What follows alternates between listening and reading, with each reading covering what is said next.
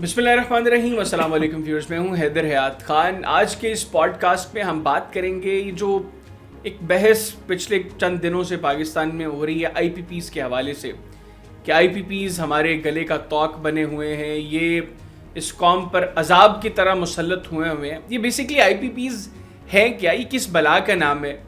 ये किस वक्त पाकिस्तान में आईपीपीज़ के साथ मुआहदे किए गए और अब क्या हुकूमत इन मुआहदों से किसी तरीके से जान छुड़वा सकती है? प्रोग्राम में इस पॉडकास्ट में इसको डिस्कस करेंगे और इसके लिए मेरे साथ मौजूद हैं मोहम्मद मुनीब, सिविल सर्वेंट हैं, Pakistan audit and accounts group से इनका ताल्लुक है। मुनीब, बहुत शुक्रिया आपका। अस्सलाम वालेकुम। जी वालेकुम सलाम, बहुत शुक्रिया हैदर। मुनीब, सबसे पहले तो आईपीपीज़ के हवाले से बहस हो रही है, यकीनी तौर पर आपने भी इस सारे मामले को बहुत क्लोजली देखा है। ये किस बला का नाम है? आईपीपीज़ होते क्या हैं बेसिकली? हैदर, ये बेसिकली इंडिपेंडेंट पावर प्लांट्स होते हैं।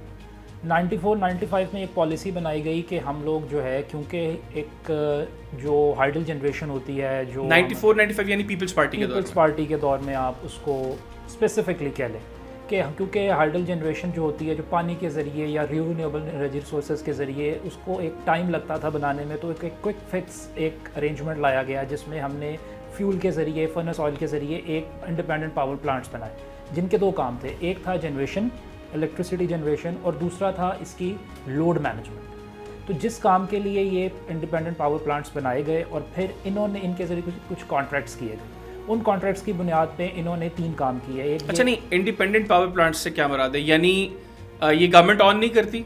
ये गवर्नमेंट ऑन खुद करती है कुछ, और कुछ प्राइवेट है। अच्छा, कुछ ऑन करती हैं गवर्नमेंट की एंटिटीज़, जिनमें हम देखते हैं कि जो गवर्नमेंट के हैं डिपार्टमेंट्स हैं या गवर्नमेंट के ऑर्गेनाइजेशंस हैं, और कुछ हैं जो यहाँ पर कोई प्राइवेट जो है एंटिटीज़ के तौर पे ऑपरेट होते हैं, प्राइवेट लोग उसको ओन करते हैं। तो ये दो, इनकी कॉम्पोजिशन है 2 हिस्सों में तकसीम।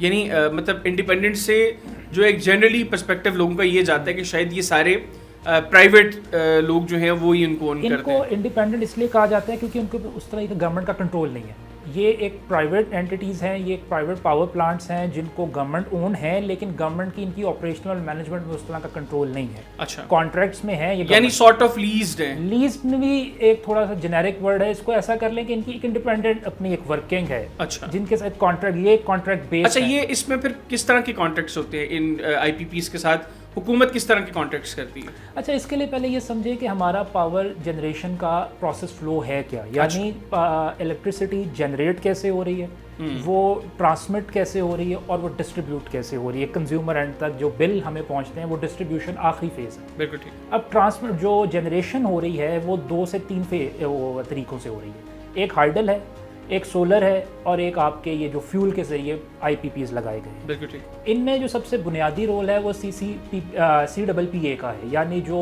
सेंट्रल पावर परचेसिंग एजेंसी है, वो करती क्या है कि वो आईपीपी से बिजली ख़रीदती है और फिर उन्हें डिस्कोज में आगे ट्रांसफ़र कर देती है। और वो जो डिस्कोज हैं, यानी आपके लेस्कोज हो गए, हेस्कोज हो गए, पेस्कोज हो गए, ये आगे कंज्यूमर को दे देती है। इसी तरह इनके जब ये प्रोसेस कंप्लीट हो जाता है, फिर एक होती है नेपरा। नेपरा क्या करती है? वो टैरिफ देखती है, यानी आपने कितने जो टैरिफ टैक्स है, आपने एक इलेक्ट्रिसिटी पे कितना टैक्स लगाना है, एक वो ये देखती है। दूसरा वो ये देखती है कि ये जो रिकवरीज होंगी जब आपने ट्रांसमिट डिस्ट्रीब्यूट कर दी है, अब डिस्ट्रीब्यूशन के बिल आएंगे, अब उनके बिल की कितनी रिकवरीज करनी है, उनका एक टारगेट सेट किया जाता है जो इन डिस्ट्रीब्यूशन कंपनीज को दिया जाता है, वो नेपरा करती है। इस तरह एक होती है एनटीडीसी। एनटीडीसी का काम ये होता है ट्रांसमिशंस को देखना, मतलब आपने बिजली जनरेट की और उसके बाद आपने जो उनको जब डिस्कोस के हवाले की, तब उन्होंने ट्रांसमिट होकर डिस्ट्रीब्यूट होना, तो उस पूरे ट्रांसमिशन सर्कल को देखना, साइकिल को देखना, ये एनटीडीसी का काम है। इसी तरह एक होती है पावर होल्डिंग लिमिटेड, मतलब ये एक फाइनेंसिंग होल्डिंग कंपनी बनाई जाती है कि अगर कोई गैप आ गया है रिकवरीज में और पेमेंट में, यानी आपने पेमेंट करनी थी मिसाल के तौर पे 200 रुपया इन कंपनीज़ को, लेकिन रिकवरी हुई है आपके पास 100 रुपया, तो वो जो 100 का गैप है, तो इनके लिए एक फाइनेंसिस अरेंजमेंट किए जाते हैं। जैसा हम जानते हैं कि फाइनेंसिस के 2 तरह के रोल होते, 2 तरह के हैं, एक ये पावर होल्डिंग कंपनीज हैं और एक गवर्नमेंट सब्सिडीज़ देती है। ठीक है, जब ये 2 चीज़ें मिलती हैं तो उसके बाद उनको फाइनेंसिंग होती है। तो ये पूरा पावर जनरेशन का स्ट्रक्चर है जिसके तहत आईपीपीज़ काम करते हैं। ठीक हो गया। अब इसमें 2-3 चीज़ें हैं जो इसमें एक बड़ी बुनियादी चीज़ डेफिनेटली प्रोडक्शन के बाद ट्रांसमिशन है। आईपीपीज़ का काम सिर्फ बिजली प्रोड्यूस करना है, ट्रांसमिशन सारी वो कॉस्ट गवर्नमेंट की है, वो सारा जो वो गवर्नमेंट के जिस तरह आपने बताया एनटीडी वाले बना आपने कहा,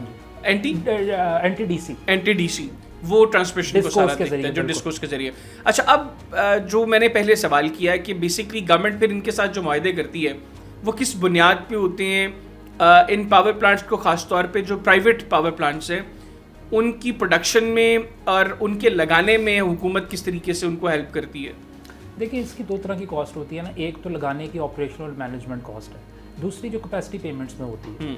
अब प्रॉब्लम ये हुआ 95-96 में, क्योंकि हमारे पास जो हाइडल पोटेंशियल था वो हमने टैप नहीं किया, यानी हमने डैम्स वगैरह उस तरीके से नहीं बनाए। और बाय द वे, दुनिया में हर जगह आईपीपीज ऑपरेट करती हैं, दुनिया में हर जगह आईपीपीज को इकोनॉमिक बेस और इको बेस फ्रेंडली कहा जाता है, इनको यूटिलाइज़ किया जाता है। प्रॉब्लम आती है पाकिस्तान के अंदर, क्योंकि वहाँ जो कॉन्ट्रैक्ट्स किए गए हैं इनके साथ, अब मिसाल के तौर पे अगर एक मुल्क की जनरेशन 24,000 है, जो मैं आपको चार्ट एक बताता हूँ कि 24,000 की मेगावाट की टोटल हमारी वो है, क्या कहते हैं, डिमांड है इस वक्त इलेक्ट्रिसिटी। हमारे पास जो इलेक्ट्रिसिटी पड़ी हुई है वो 33,000 की है, यानी 9,000 का गैप है। अब इस 9,000 के गैप के अंदर कैपेसिटी पेमेंट्स हो रही हैं। उन्होंने तो इंस्टॉल की हुई हैं, उन्होंने तो अपनी पेमेंट्स लेनी है आईपीपीज़ ने, लेकिन हमारी डिमांड इस वक्त 24,000 मेगावाट तक है। तो ये 9,000 की पेमेंट है, इसकी अगर आप फ्यूल से बना रहे हैं तो फ्यूल कॉस्ट भी इसमें पड़ेगी, इसके अंदर उनकी ऑपरेशनल कॉस्ट भी पड़ेंगी, इस वजह से उनकी मैनेजमेंट कॉस्ट भी होगी, फिर वो जो इंस्टॉलेशन कॉस्ट है वो भी होगी। जब ये सारी चीज़ें कॉम्युलेट होती हैं तो इसको हम कहते हैं कैपेसिटी पेमेंट या सर्कुलर डेट की, कि जब आपका जो इन सारी चीज़ों की पेमेंट करते हैं उनकी कैपेसिटी के मुताबिक, तो वो एक गवर्नमेंट। अच्छा, यहाँ पे मैंने जो कैपेसिटी पेमेंट्स को स्टडी किया, इनफैक्ट बीबीसी की पूरी रिपोर्ट थी, उसके मुताबिक फॉर इंस्टेंस गवर्नमेंट को एक मुल्क को, पाकिस्तान की मिसाल ही अगर ले लें, गर्मियों में चूँकि हमें ज़्यादा बिजली की रिक्वायरमेंट होती है, एसी वगैरह चल रहे होते हैं, दीगर इस तरह के जो इलेक्ट्रॉनिक मशीनरी है वो ज़्यादा जो है वो चल रही होती है, तो बिजली में ज़्यादा रिक्वायर्ड है। तो गर्मियों में फॉर इंस्टेंस हमें 20,000 मेगावाट बिजली चाहिए और सर्दियों में हमें 10,000 मेगावाट बिजली चाहिए। तो हुकूमत ने इस तरह की अरेंजमेंट्स करनी होती हैं कि सर्दियों में भी 20,000 मेगावाट की कैपेसिटी गवर्नमेंट के पास मौजूद हो। तो सर्दियों में उस 20,000 मेगावाट की कैपेसिटी को जो है वो बैकअप में रखने के लिए गवर्नमेंट को फिर कैपेसिटी पेमेंट्स करने पड़ती हैं। यहाँ पर मसला अब ये आ रहा है कि हम सर्दियाँ गर्मियाँ हर वक्त की कैपेसिटी पेमेंट्स कर रहे हैं। जिस तरह आपने भी बात की, और अगर मैं गलत नहीं तो इस वक्त हम 40,000 प्लस मेगावाट्स की हमारे पास कैपेसिटी है जो हम बिजली बना सकते हैं, जबकि हमारी रिक्वायरमेंट जो है वो 20,000 के करीब है, तो हम डबल बिजली बना सकते हैं। अभी एक और जो बहस हो रही है वो ये भी हो रही है कि हमारे वो पावर प्रोड्यूसर्स जो कैपेसिटी पेमेंट पूरी ले रहे हैं लेकिन फुली ऑपरेशनल नहीं है, कोई 30% प्रोड्यूस कर रहा है, कोई 40% कर रहा है, कोई 25% कर रहा है, कोई 20% कर रहा है, 2-3 तो इनके पता चला वो कर ही नहीं रहे हैं, लेकिन फिर भी उनको कैपेसिटी पेमेंट्स की मद में काफ़ी पैसे मिल रहे हैं। तो यहाँ पे एक आम आदमी ये सोचता है कि जो हुकूमत बिजली प्रोड्यूस कर रही है तो गवर्नमेंट उसको ख़त्म कर दे। आपने पैसे तो देने हैं, गवर्नमेंट अपने आप को तो पैसे देने से बचा सकती है, आप प्राइवेट लोगों को पैसे दें, उनको कहें भाई पैसे पूरे ले रहे हो, चलाओ फुल कैपेसिटी पे अपने प्लांट्स को। इसके लिए ज़रूरी है ना हैदर, पहले क्लैरिटी हो कि ये स्ट्रक्चर बना कैसे होगा। अब मसला ये है कि अगर आपके पास इस वक्त ऑलमोस्ट 140 के करीब पावर प्लांट्स हैं, जिनमें से 42 सिर्फ ऑपरेशनल है, 100 जो है या मोर देन 100 जो है उनके साथ आपके कॉन्ट्रैक्ट्स तो है नहीं, वो ठीक है, लेकिन आपके जो है वो एग्जिस्ट तो वो कर रहे हैं ना। अब उन 42 को हमने मैनेज करना है। अब आप अगर ये कहते हैं कि क्योंकि आपकी कैपेसिटी इतनी है और आपने इतना का कॉन्ट्रैक्ट किया हुआ है, लेकिन कॉन्ट्रैक्ट लंबा है, अब बीच कॉन्ट्रैक्ट तो टर्मिनेट नहीं हो सकती ना चीज़ें। एक ये गवर्नमेंट को ग्लिच आता है। दूसरा ये आता है कि अगर आप ये कहते हैं कि हमारी डिमांड 24 की है, 25 की है, 26 की है, और हमारी जो इंस्टॉलेशन कैपेसिटी है वो हम 33-34 तक चले गए, कल को अगर ये गैप अरेंजमेंट हमें मीट करना पड़ जाता है तो गवर्नमेंट के ज़हन में यही होता है कि हमारे पास फ़ौरन एक स्टॉप गैप अरेंजमेंट हो, जिसके लिए हमें इनको पेमेंट्स करनी पड़ रही है। प्रॉब्लम ये है, लेकिन उस पर यह भी तो हो सकता है ना कि गवर्नमेंट माजी की चीज़ों को सामने रखे। देखें ना, बहुत से IPPs खासतौर पे CPEC के थ्रू जो लगे थे, उनका मकसद ये था कि इंडस्ट्री को बिजली जो है वो अच्छे रेट्स के ऊपर मिले और इंडस्ट्री के पास एक अच्छा सोर्स जो है वो बिजली का हर वक्त मौजूद हो, जो लोड शेडिंग की वजह से इंडस्ट्री बंद हो रही थी वो ना हो। अब हम ना तो CPEC के बाद वो इंडस्ट्री लगी जो मतलब CPEC के अंदर लगनी थी, और बाकी भी इंडस्ट्री जो है वो मुल्क की हालात की वजह से नहीं चल पा रही, तो बिजली तो अब इस वक्त हमारे पास वाफिर है। यहाँ पे आम आदमी, जो मैंने पहले भी कहा, वो तो ये सोच रहा है कि ठीक है गवर्नमेंट अपने माजी की सारे रिकॉर्ड्स को रखे और उसके बाद रख ले कि ठीक है जी हमें मैक्सिमम यहाँ तक की बिजली चाहिए होगी। उसको रखे, बाकी को आप जो है वो साइड पे कर दो। ये एक सेकंड ऑप्शन है। उसके लिए फिर आपके पास ये ज़रूरी है कि अगर आप ये कर लेते हैं, ये अच्छा आइडिया, मतलब मेरा मानना ये है अगर 9000 की आपकी इंस्टॉल्ड कैपेसिटी है, आप उसको डबल कर लें। आप कहें जी हमें 18000 चाहिए, 9000 और पेमेंट और आप इंस्टॉल करेंगे और आपका कॉन्ट्रैक्ट ख़त्म। अगर 24000 की है आपकी डिमांड है, आप यानी आप यूज़ कर रहे हैं और 18000 वाफर पड़ी हुई है या ज़्यादा पड़ी हुई है, तो उसके दरमियान आपको और अरेंजमेंट्स करने हैं। मिसाल के तौर पे कॉन्ट्रैक्ट इनके साथ ख़त्म हो जाता है, 18000 पड़ा हुआ है, तो आपके पास एक ऑप्शन रह जाती है पावर जनरेशन थ्रू वाटर। तो वो चीज़ भी हम इस्तेमाल कर सकते हैं। ज़रूरी नहीं है हमने ये कॉन्ट्रैक्ट्स अपने लिए मुश्किल खुद किए हुए हैं, हमारे पास इसका एक अरेंजमेंट मौजूद है। अच्छा, इसमें ये जो बात हो रही है कि ये जिस तरह आपने भी कहा कि गवर्नमेंट अगर मुआहदा करती है तो उनको तोड़ नहीं सकती, उनसे हट के कोई चीज़ नहीं हो सकती। हमारे मोस्टली जो IPPs हैं वो पाकिस्तानी लोकल हैं, उनके साथ तो फिर हम बात कर सकते हैं ना, या जो गवर्नमेंट ऑपरेटेड हैं या जो प्राइवेट पाकिस्तानी बिजनेसमैन मतलब मंशा ग्रुप के पास है, नदीम बाबर साहब के पास है, रज़ाक दाऊद साहब के पास है, मेरा ख्याल है सलमान शहबाज साहब के पास हैं, तो इन लोगों के साथ तो गवर्नमेंट नेगोशिएट कर सकती है ना कि यार आवाम के हालात आपके सामने हैं, तो इस तरीके से हम इनको नेगोशिएट कर रहे हैं और मामला को थोड़ा सा मज़ीद बेहतर करें। चलें, जो चाइनीज़ इन्वेस्टमेंट है उनको अगर आप नहीं देख सकते हैं या CPEC के ज़रिए जो है उनको आप नहीं कर सकते ज़्यादा, तो वैसे तो उनके साथ भी बैठना चाहिए, गवर्नमेंट उनको भी कन्विंस करे। जिस भी पॉइंट के ऊपर थोड़ा सा भी रिलीफ मिलता है, तो अभी तो लोगों को थोड़ा सा रिलीफ भी बहुत ज़्यादा लगेगा, तो इनके साथ तो गवर्नमेंट को चाहिए कि वो फिर बैठ के नेगोशिएट करें। ये तो हमें फिर कॉन्ट्रैक्ट देखना पड़ेगा ना। हम तो ये समझ रहे हैं कि एंटिटीज़ जो हैं सिर्फ पाकिस्तान में ऑपरेट कर रही हैं। हो सकता है ये कोई इंटरनेशनल एंटिटीज़ हों जिनकी हर जगह ऑपरेशन हो, और जब कोई इंटरनेशनल एंटिटी होती है तो फिर उसको आप किसी एक मुल्क में रह के नहीं देख सकते। यहाँ पे एक फिर ये भी मसला आ जाता है ना कि अगर आप इन कॉन्ट्रैक्ट्स को वायलेट करते हैं तो फिर कोई भी फॉरेन इन्वेस्टर आएगा तो वो कहेगा कि यार यहाँ पे तो गवर्नमेंट ही कॉन्ट्रैक्ट्स को ऑनर नहीं करती, तो हम क्यों यहाँ पे इन्वेस्ट करें। और वैसे हमारे मुल्क में कॉन्ट्रैक्ट इन्फोर्समेंट का जो मैकेनिज्म है वो इतना स्ट्रॉन्ग नहीं है, तो वो चीज़ भी प्रॉब्लम हो जाती है हमारे लिए कि हम फिर किस तरह इसको इन्फोर्स करवाएं और कैसी चीज़ करें। दूसरी चीज़ यही है ना कि फिर अगर आप वो सिर्फ गवर्नमेंट से पाकिस्तान से रिलेटेड ऑपरेट कर रहे हैं तो ठीक है, और आपने कॉन्ट्रैक्ट में ऐसी चीज़ नहीं लिखी हुई कि कोई हम अगर कोई डिस्प्यूट होगा तो हम बाहर कोर्ट में इसको यानी मसला यहाँ पे ये है कि एक्चुअली कॉन्ट्रैक्ट में नेचर क्या है, कॉन्ट्रैक्ट की नेचर क्या है, वो जब तक क्लियर नहीं होगी तब तक तो ये मेरा ख्याल है इसको। अच्छा, अभी इस वक्त हमें बिलखुसूस एनर्जी सेक्टर का जो हमारा सर्कुलर डेट है वो कितने, क्योंकि IMF के साथ भी जब भी हम बात करते हैं, लोगों को सब्सिडी देने की हुकूमत बात करती है, तो IMF तो सबसे पहले कहती है कि भाई अपना सर्कुलर डेट तो देखो, इसको मिनिमाइज करो। तो इस वक्त कुछ सर्कुलर डेट की फिगर्स हैं आपके पास, हमारे पास कितना चल रहा है? जो इस वक्त जुलाई की फिगर है 2024 की, वो ऑलमोस्ट 56 बिलियन पे 5611 बिलियन पे पहुंच चुकी है। ये एक बहुत बड़ी फिगर है। ये मई तक, ये सिर्फ एनर्जी सेक्टर के सर्कुलर डेट, ये सिर्फ एनर्जी सेक्टर का सर्कुलर डेट है, और उसकी सबसे बुनियादी वजह ये है कि उसमें एक तो जो लॉसेस हो रहे हैं, फिर कैपेसिटी पेमेंट्स दी जा रही हैं, फिर टैरिफ का जो मैकेनिज़्म है वो इतना वो है गलत है या अनजस्टिफाइड है कि वो इस सारे सर्कुलर डेट को मीट ही नहीं कर पा रहा, जिस वजह से गवर्नमेंट सब्सिडीज़ देने की बावजूद 480 का तो सिर्फ 2017-18 में पेमेंट की गई है सब्सिडीज़ की मद में, और ये ऑलमोस्ट डबल हुई है, 20s में इससे ज़्यादा पेमेंट हुई है। तो सब्सिडीज़ देने के बावजूद भी सर्कुलर डेट जो है वो बढ़ता जा रहा है। तो उसकी बहुत बड़ी वजह भी यही है कि जो पूरा ओवरऑल पावर स्ट्रक्चर है या कॉन्ट्रैक्ट का है वो इस हद तक फॉल्टी है कि वो रिकवरी उस लेवल की कर ही नहीं पा रहा। गवर्नमेंट अब पैसा दे भी रही है, गवर्नमेंट पैसा ले भी रही है, सर्कुलर डेट भी बढ़ता जा रहा है, और फिर गवर्नमेंट उसको बैलेंस करने के लिए भी लोन। अच्छा, यहाँ पे जो स्लैब सिस्टम है उसके ऊपर भी बहस है। इनफैक्ट अभी जो धरना भी चल रहा है उसके मुतालबात में भी एक ये कि स्लैब सिस्टम को ख़त्म किया जाए। आपको लगता है कि मौजूदा हालात में स्लैब सिस्टम के ख़त्म होने से भी थोड़ा सा आवाम को रिलीफ मिलेगा? मतलब अगर कोई बंदा 1000 मेगावाट इस्तेमाल कर रहा है तो वो भी फिर उतने ही पैसे दे जितना 100 मेगावाट वाला 1 मेगावाट के पैसे दे रहा है। ये तो कंजम्पशन बेस्ड होना चाहिए ना, इसके लिए तो फिर एक प्रॉपर स्टडी की ज़रूरत है। उससे ज़्यादा बेहतर ऑप्शन मेरा ख्याल है सोलर की आपको ज़्यादा मुझे लगता है इस सारी चीज़ पे, कि अगर आप सोलराइजेशन की तरफ चले जाते हैं ना चीज़ों को लेके। लेकिन सोलराइजेशन ने भी तो काम ख़राब कर दिया ना। गवर्नमेंट का सोलर एक बहुत बड़ा दर्द सर बन गया हुकूमत के लिए, क्योंकि हम ये देख रहे हैं अभी, अगर मैं गलत नहीं हूँ, जो मैंने फिगर्स पढ़े हैं 6000 मेगावाट जो है वो सोलर से हम प्रोड्यूस कर रहे हैं। मार्केट में 7000 मेगावाट के पैनल्स इस वक्त पड़े हुए हैं।